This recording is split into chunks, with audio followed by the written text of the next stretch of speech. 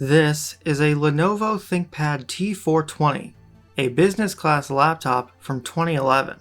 Last year I had the opportunity to cover a ThinkPad T60, a machine I had a lot of fun with, and now I've had the opportunity to do the same with this T420. As seems tradition at this point with every ThinkPad or ThinkCenter video I've done so far, this machine is only a loaner to me and I'll be handing it back when this video is done. Now, there's probably something I should clarify with this machine. Something big. This is actually a Lenovo ThinkPad T420i. Now you might be wondering, what the fuck is a ThinkPad T420i? Well, apparently the I means it was a budget version of a regular T420, and so includes lower end hardware than what you might expect in a regular T420. As far as I'm aware, that's basically it. I literally didn't know what it meant until I got my hands on this computer and was immediately confused. So does it really mean anything? No, this is still a ThinkPad T420, and that's pretty much how I'm going to treat it for the rest of this review, aside from its components. I suppose we should probably talk about those components, as it's probably the most interesting thing about this specific laptop. Being a T420i, this machine shipped with an Intel Core i3-2310M dual-core CPU, paired with an NVIDIA NVS 4200M GPU? What the hell? That's right, this budget ThinkPad shipped with an NVIDIA GPU. I didn't even know that was a pairing that was possible. But it gets even weirder because this machine also had just 2 GB of RAM, in addition to a fairly normal 320 GB 7200 RPM hard drive, a fairly normal DVD-RW drive, an Intel Centrino wireless card, and Windows 7 Home Basic. This thing might be one of the strangest computer part configurations I've ever had. What I do know is that this configuration basically doesn't exist as a thing you could buy on Lenovo's website. The T420i is listed, and the regular NVS model is listed, but no combination of the two, which makes it impossible to judge how much this would have actually cost. If I recall correctly, this machine was used by someone who lived in the US but worked overseas for a Chinese university. So it's entirely possible this machine wasn't even purchased in the US. But other than a few stickers, it passes pretty well as a US machine. It really is an unusual thing. But anyway, cosmetically, this T420 is in good shape, but it's not perfect. Just like any other classic ThinkPad, this machine's lid has a rubberized coating on it that's prone to deterioration as the machine ages. This one is not horrible, but is definitely quite fragile, and anything more than just lightly scrubbing it will start taking parts of it off. Additionally, there's no other way of putting it. This machine has a smell to it. The best way I can describe it is kind of like a funky, almost burning smell. The kind of smell that you feel like you shouldn't inhale too much. This was actually also a problem with that T60 I covered as well, but since it wasn't too big of an issue on that one, I decided to ignore it for that video.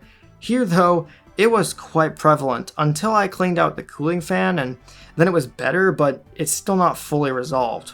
I've heard this is just how old ThinkPads can be. Part of me believes it could be part of the rubber deteriorating, since it seems to come primarily from the hard drive area, where the hard drive uses these rubber vibration mounts we'll talk about later, but that's just a guess. Otherwise, this machine looks fairly good in my opinion, although that's coming from me, a nerd.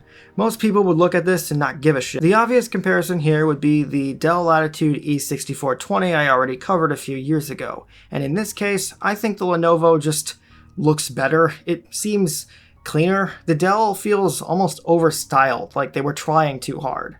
But otherwise, these two are quite similar in hardware and in physical size. The T420 is not thin by modern standards, but for a 15-year-old 14-inch laptop, I wouldn't say it's crazy thick or heavy. And that's about all I can comment on visually. I think I said something like this in the T60 video, but it's a ThinkPad. It's designed to be functional, not exciting. For I/O, the front of this machine has nothing other than the display latch.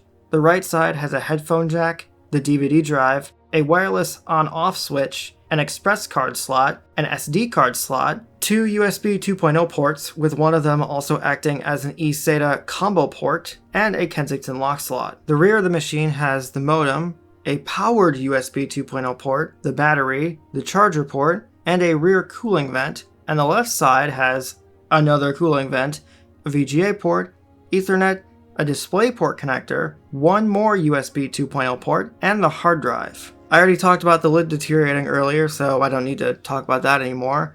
Otherwise, the lid has nothing of note other than a couple LEDs for battery and sleep status. Opening this machine up, the hinges still feel really good. Depending on how you open it, there can be a bit of movement in the base, but otherwise, they're great. Speaking of great, the old school ThinkPad keyboard. Attached to the keyboard is also some volume controls, a microphone toggle, the ThinkVantage button, and the power button. To the sides of the keyboard would be the speakers, below the keyboard is the trackpad, and in between the two would be the track point. Down below, there's the Windows 7 and Intel Core i3 stickers. There's also one for the Lenovo Enhanced Experience 2.0, whatever that means. And there's also this one which is in presumably Chinese.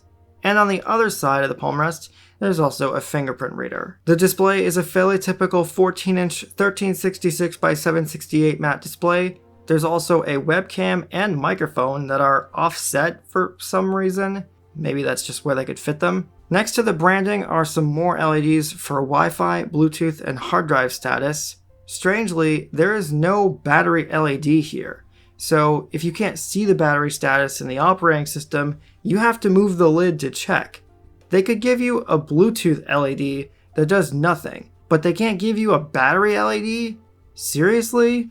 And actually, while I'm complaining about LEDs, you may have noticed there's no dedicated power LED on the lid, only if it's in sleep mode. So if, I don't know, the machine woke up from sleep mode because the Lenovo software wanted to do something, you wouldn't actually be able to tell if you couldn't hear the cooling fan. Even consumer laptops usually have a power LED on the front or side of the computer. It seems a little stupid that this ThinkPad doesn't. But anyway, the bottom of the computer has the battery, a docking base port, the cover for one of the RAM slots, and an mSATA slot, which is a really nice inclusion. There's also the optical drive release and the screw for the hard drive bay. And there's also a Lenovo information sticker where this machine was manufactured in July of 2011. Now, to get access to any other components not found on the bottom, there's a single screw that secures the keyboard, and then the keyboard can be pushed back and lifted out. Underneath the keyboard is another RAM slot, and the only one that was populated when I got this machine. There's also the CMOS battery, the wireless card, the modem, and the CPU and GPU. Although they are technically viewable from here, in order to actually remove the heatsink, you have to remove the palm rest from this machine, which unfortunately is a pain to do, even after doing it several times. Aside from that, it's quite easy to swap parts on this machine, but it's just not as straightforward as removing a few screws and having access to basically anything you could want. Anyway, the BIOS on this machine is fairly typical. As you may have noticed from me using my camera for this footage, while this machine has a display port, the BIOS does not output any video to it until a graphics driver has been initialized, as is typical for a lot of other laptops from this era. The latest BIOS revision for this machine is 1.52 from June of 2018, which I installed. Aside from the usual I/O settings, there's also a beep section, just like with the T60, but I've only really heard a power control beep and a sleep beep. There's also supposed to be one for low battery, but I haven't actually heard that one come on yet. There's also a lot of security options, including CompuTrace, which should probably be turned off. This BIOS also has some UEFI support, which is also cool. The OS on this machine is an OEM copy of Windows 7, but before we get into that, there is a bootable rescue and recovery environment, just like with the T60, by pressing the ThinkVantage button on system startup. This one is a newer version that's based on a newer version of Windows PE. Just like with the T60 though, it takes absolutely forever to load. The main thing is the backup and recovery functions, which is what it loads to, but you can also launch the advanced interface, which is just the same one that was used on the T60, but even the advanced interface doesn't really have anything else besides some more detailed system information and communication features. so I guess that's why it doesn't just automatically load to this interface. Now, as I said a minute ago, this is running Windows 7, but the media I used was actually for a ThinkPad T430. I wasn't expecting to use it on here, but it just kind of seemed to work perfectly fine on the T420, and this media was made specifically for a USB drive, rather than having to burn several DVDs, which didn't make sense for a computer I'm not keeping. The actual restore process was not that interesting, as it just did the initial recovery and then rebooted into the out-of-box experience. Once the out-of-box experience was completed, the system opened Google Chrome with this advert, and there was also a full-screen pop-up for Norton 2012, which didn't load when I recorded this footage, unfortunately. But Norton Internet Security pretty much got uninstalled as soon as I had the opportunity to, because it was basically behaving like malware, with strange pop-ups trying to get me to enable it and use it. Also, for some reason, this image did not install any video drivers, which on the T420 is one thing, but even tested on a T430, it also didn't install graphics drivers, which is strange. As for preloaded software, it has Adobe Reader 10, the aforementioned Google Chrome, which unfortunately updated itself before I could see what version was pre-installed. They were really pushing Chrome hard though, since it comes with several Lenovo bookmarks pre-saved as well. It has Lenovo Cloud Storage, an advert for Microsoft Office 2010, Nitro Pro 7, Corel DVD player and creator software, Evernote, Skype, which needed to be installed first, and in the SW Tools folder on the root of the drive, there was this Splashtop program. But probably the most interesting stuff would be the preloaded Lenovo software. For that, it opens this applet in Devices and Printers. Most of this is either a hub for general system settings, or lets you open web resources like support or driver downloads, which is fascinating. But there's also a section for utilities. Once again, some of them were not installed out of the box and I had to do so myself. There's the Password Vault, the OS version of the Rescue and Recovery software, Lenovo System Update, Access Connections, the Power Manager, Airbag Protection, which has this fun real-time graphic, the Lenovo Solution Center, which keeps annoying me with notifications, the Recovery Media Creator, the Lenovo Message Center, the Communications utility, which opens a preview of the webcam, so you better be ready.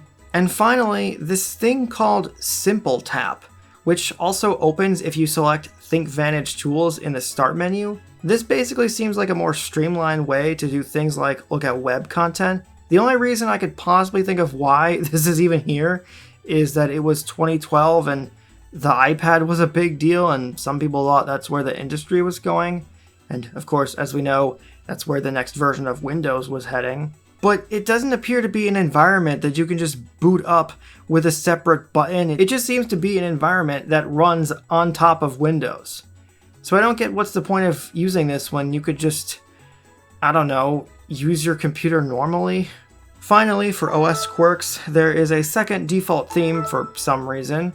And as for something that appears to be missing, fingerprint software? This image just does not appear to have any software for the fingerprint reader. The drivers are installed on Windows, but any attempts to actually use it just pull up a page not found thing in a web browser. I would assume this is just regular media that was converted to work as a single USB image. So I do wonder if maybe there were some things that just got lost in translation and didn't install properly, or if maybe there was another disk for this that I didn't know about. Also, another knock against this media is that updating it sucks. It repeatedly failed to install updates in large groups, meaning I basically had to install them one by one, which took many days to do. There was this system update readiness tool that helped a little bit, but it was still difficult to update. As is tradition at this point, I upgraded this media to Windows 10 for a bit of fun. There weren't really any driver issues, and incredibly, it seems Lenovo did put out a couple drivers for Windows 10,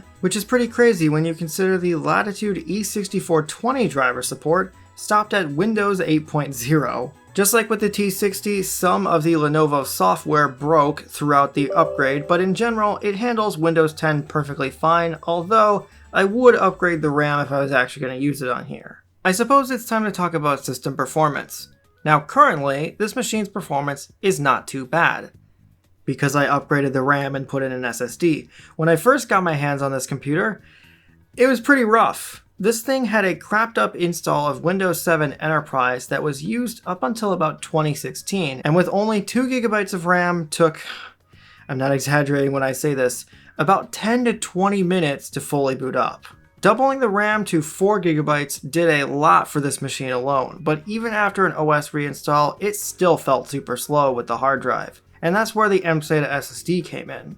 Now this machine works decently well, but the fact I basically had to upgrade it in order for it to be usable for a review is not great. And of course, it's still not perfect. The biggest thing is, unsurprisingly, CPU performance falling behind. It's not horrible, but it's definitely noticeable. If I was keeping this computer, that would probably be the next thing I would want to swap out, with preferably a quad-core CPU, but even a dual-core i5 or i7 would still probably be far better for this machine. For testing system performance in Cinebench, I set the computer to its maximum performance mode in the Power Manager, and also disabled all of the startup crap. But unsurprisingly, CPU performance was kind of just nowhere. It was slightly better than my mobile Core 2 Duo CPUs I've tested, but ended up being outscored by the older i3 M370, perhaps due to the 2310M having a slightly lower clock speed. And also another retest ended up putting it above the M370. What I was more curious about was actually testing it in version R11 of Cinebench, because it's one of the only versions I have with data on the E6420 I had with the NVIDIA GPU, since it broke not long after I started using Cinebench. Of course, CPU performance is worse than the Latitude's i7, feel like that's pretty obvious, but strangely, the GPU performance of this NVS 4200M is marginally better than the Latitude's NVS 4200M. And the same thing happened in R15. I'm not really sure why that would be the case. The only real difference I could think of is the Latitude benchmark was done using Windows 8.1, but if anything, I would have thought the ThinkPad would have been worse due to the lower end CPU.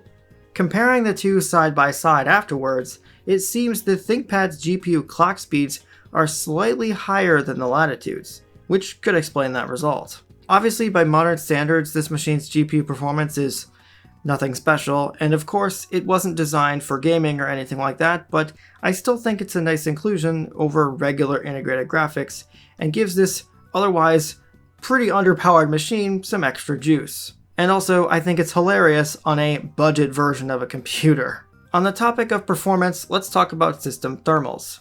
CPU thermals are kind of all over the place. They don't seem to truly level out, and while they typically sit at about 50 degrees Celsius, they can be anywhere from 40 degrees to 60 degrees.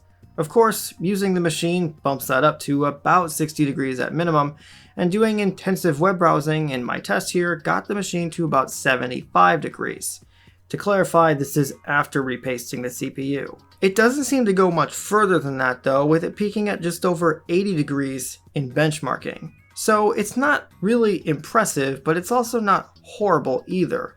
Although a better CPU would definitely make the machine run warmer. The E6420 ran warmer, but it had a better CPU. Where the ThinkPad convincingly beats the Latitude is in GPU thermals, where this one peaked between 70 and 80 degrees. For reference, the Latitude's GPU idles at about those temperatures and can easily exceed 100 degrees during use. So to recap, not only does the GPU perform better in the ThinkPad, it also runs significantly cooler than the Latitude, which is pretty nuts. And I'd say that alone means this cooling setup is significantly better than the setup in the Latitude. Additionally, the cooling fan on this machine is pretty quiet. Just like with the T60, it usually ramps up incredibly slowly, so it's not a disturbance.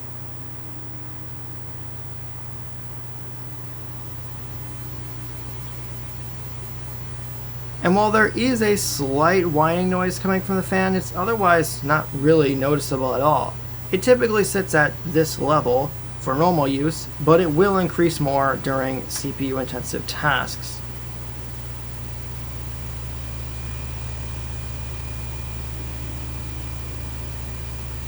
Moving on, let's talk peripherals. Although I could probably just copy and paste what I said about the T60 keyboard for this one.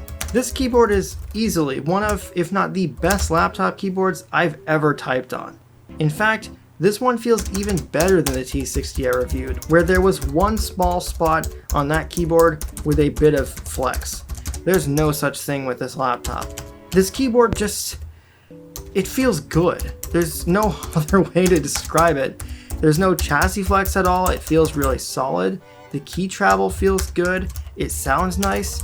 It's just all around a great keyboard.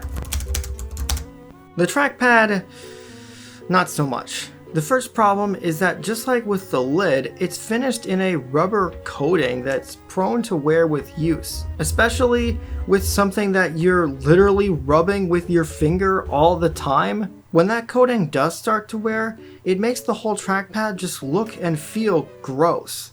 I already had to scrub this one pretty good, and it's still not perfect. Getting rid of the coating creates a new problem with this trackpad, which is that it has these like dots on the surface of it that make it incredibly uncomfortable to use, which possibly explains why they went with a rubber coating in the first place. I swear, it seems so rough that if I use this for more than like half an hour at a time, I'll destroy the skin on my finger. It's insane. Ignoring the surface, the trackpad software is okay. It's not overly good or bad. It's just kind of like it works. Of course, there's also the track point thing on the keyboard, which is also a ThinkPad standard, and this one's pretty good. This isn't my preferred way to use a computer, but if I had to, I could probably get used to it. The screen on this laptop is okay. As I mentioned earlier, it's a 1366 by 768 matte TN display. It gets decently bright, but viewing angles are ugh. And the display's black level is also pretty crap. The speakers seem pretty alright. They get decently loud and they don't sound horrible while doing so.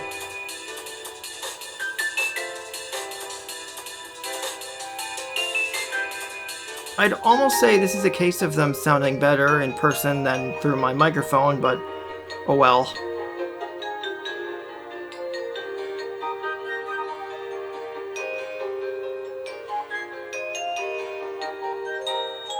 Finally, the webcam is about what you would expect for a 2011 laptop, and besides Skype, there's no dedicated software to take advantage of it. And this microphone is really not very impressive. The original hard drive in this machine is a Hitachi 320GB thing that, as mentioned earlier, is a 7200 RPM drive. It's mounted in these rubber vibration dampening mounts, which aside from smelling weird, are designed specifically for a thinner 7mm hard drive only. While the bay on the computer could take a thicker drive, the rubber mounts on the machine do not allow for it. But at least the mounts on this machine mean it's basically silent on this computer, but since it's limited by a slower SATA speed, it still sucks as an OS drive. And obviously it doesn't compare to the mSATA SSD I put in for this video. The optical drive is a fairly boring model from OptiArc, the AD7710H, which I believe was common on other ThinkPads and Lenovo devices, since I have another Lenovo computer from the same era that uses the same drive. Just like with the hard drive, it's fairly quiet, and I think that's about all you could really ask for in a modern optical drive.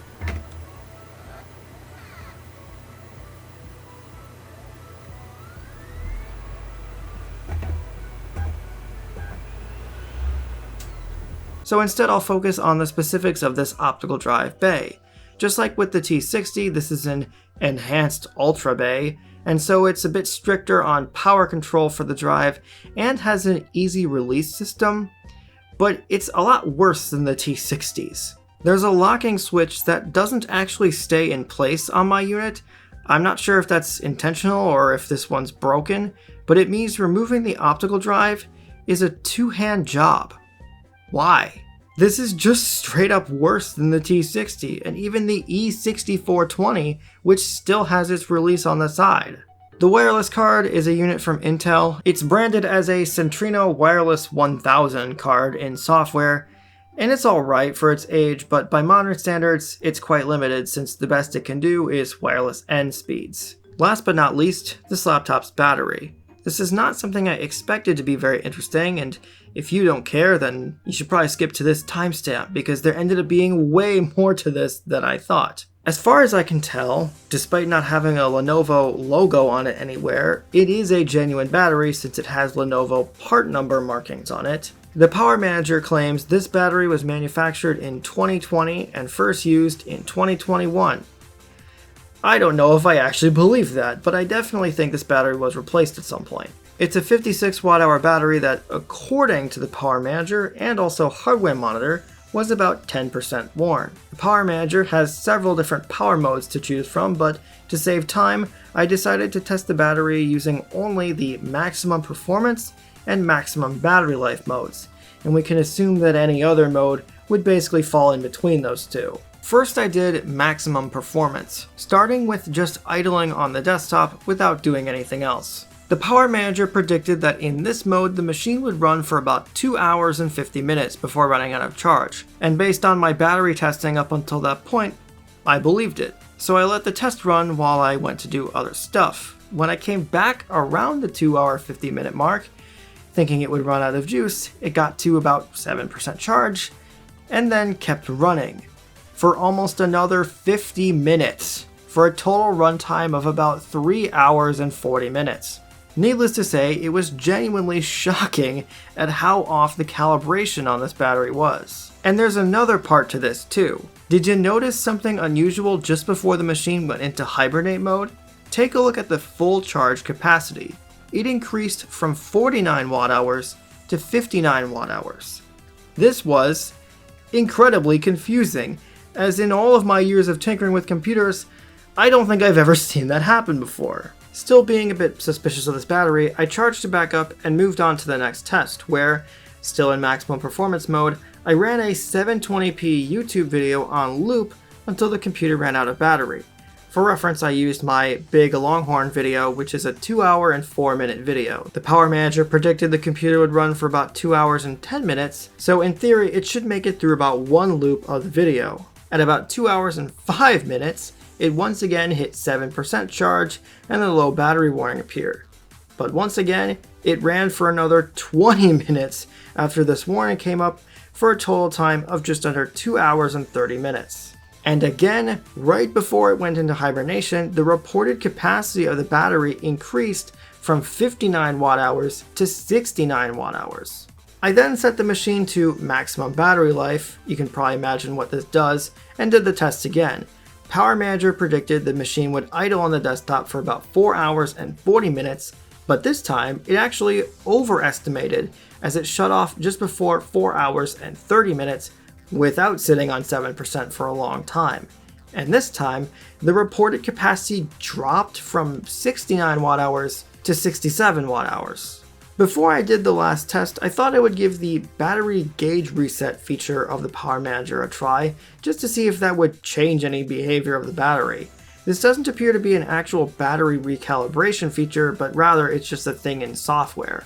And unsurprisingly, it didn't change anything obvious, and it seems the reported capacity of the battery has leveled out at about 69 watt hours. For the last test playing the YouTube video with the computer in maximum battery life, the Power Manager estimated it would run for 3 hours and 20 minutes, but again, it only ran for about 3 hours and 5 minutes before hibernating. So, what's the deal with this battery, and why haven't I thrown out this data for being unreliable? Well, truthfully, I don't actually think there's much to it. I think these fluctuating battery charge numbers are clearly bogus, and not actually how this battery is operating at all. Aside from probably blowing it up from overcharging it, if this battery was actually holding 69 watt hours worth of charge, then it did absolutely nothing for this machine's runtime because each test was about what I expected. Probably the most obvious giveaway though is something I noticed while this machine was charging back up after the first time compared to the second time, which is that the machine appeared to be charging faster when the battery was reported to be 69 watt hours compared to when it was 59 watt hours. And every test, it took about the same amount of time to charge the battery back up, at about 3 to 3.5 hours, depending on the temperature of the battery. It seems the battery is otherwise running within spec, and I did a bit of basic research and it seems the voltage on the battery is fine, and in fact it was basically consistent throughout each test, and eventually when I figured that out, it gave me an idea of when I thought this thing was actually about to shut off. So it seems now that the battery has had a few cycles put on it, it appears to work perfectly fine, and the only actual issue is the precise amount of charge that's being reported from the battery. If you ignored that and just looked at the percentage of charge, you would likely have no idea something was up. When the current owner first used this computer, they told me that the battery life on it was terrible, with it shutting off after only a little while. Considering how it changed after I put some use on it, my suspicion is that this battery probably got a bit screwed up from sitting uncharged for potentially a very long time. And after putting a few cycles on the battery, it's, for the most part, figured itself out again and is working normally. Although clearly some part of it must still be bad, I guess we'll have to see how it holds up in the future. Otherwise, the battery life of this thing, while pretty bad by modern standards, is pretty good for a 15-year-old laptop. This one lasted longer than the T60 battery, and I thought that was pretty impressive. If this battery was correctly reporting its charge capacity, I think this would have been a very quick segment because there wouldn't have been much else to say. Speaking of not much else to say, that is the Lenovo ThinkPad T420. Sorry, T420i. I do want to make it clear, since it seems like throughout this video there have been points where I've only been complaining about it, I think overall this is a very good laptop for its era. I mean, the fact I'm complaining about minor hardware and software design choices is probably a good place to start. It means I'm not complaining about, like, whether or not it can cool itself properly, or if it'll fall apart from being set down too hard because it's built like crap. This overall feels like a significantly better laptop than the Latitude E6420, but I'm not going to make any serious comments on that since I've only used the T420 for a very short period of time. The biggest immediate problem with this computer kind of isn't really a problem since it can be solved so easily, but it's the performance. I suppose that's where the T420i part kicks in. It's just not a super fast computer. Like I said earlier, it's not very often I pretty much have to upgrade a system in order for it to be review worthy, but like I said already, it's also something that can be solved pretty quickly. Throw in a quad-core CPU and bump up the RAM to 8 GB or more, and of course a decent SSD, whether that be a regular 2.5 inch or an mSATA drive, this would probably be a pretty awesome computer. Which just leaves, quite honestly, the age of this machine as its biggest actual issue, both physically and technology-wise. Obviously, the lid degrading is something to watch out for. While there are ways to scrub it down and repaint it, that can be quite a hassle. Additionally, the fact this computer has an odor is weird. Also, I've heard the palm rests on these can be prone to cracking, but I'm not 100% sure on that, and either way, it's not a problem here. And if the E6420 video is anything to go by, then I'm sure there are going to be people who are going to shed bricks over me putting this under retro review. Truthfully, there are just a couple things that hold it back for me. The biggest pain point really is the lack of any USB 3. This isn't this computer's fault, in fact, it's otherwise quite decently featured for a 2011 computer. The E6420 also does not have any USB 3, and many Sandy Bridge computers didn't. It just wasn't common yet. Additionally, modern operating support is just kind of While this computer can run Windows 10 and probably Windows 11 if you really wanted to, the Intel integrated graphics chipset in this computer doesn't properly support anything beyond Windows 8.1, and I found graphics performance, when this machine is not using the NVIDIA GPU, can be more sluggish than on Windows 7. Normally I'd say Linux is the answer, and it probably still is, but because of the NVIDIA GPU, that does make Linux a bit more complicated. Because of that, I would say it's probably best as a Windows 7 or 8.1 device. And you know what? I'm perfectly fine with that, because this makes for an awesome Windows 7 laptop. Honestly, it's just a shame I can't keep it for longer. But maybe I might be able to do something about that in the future.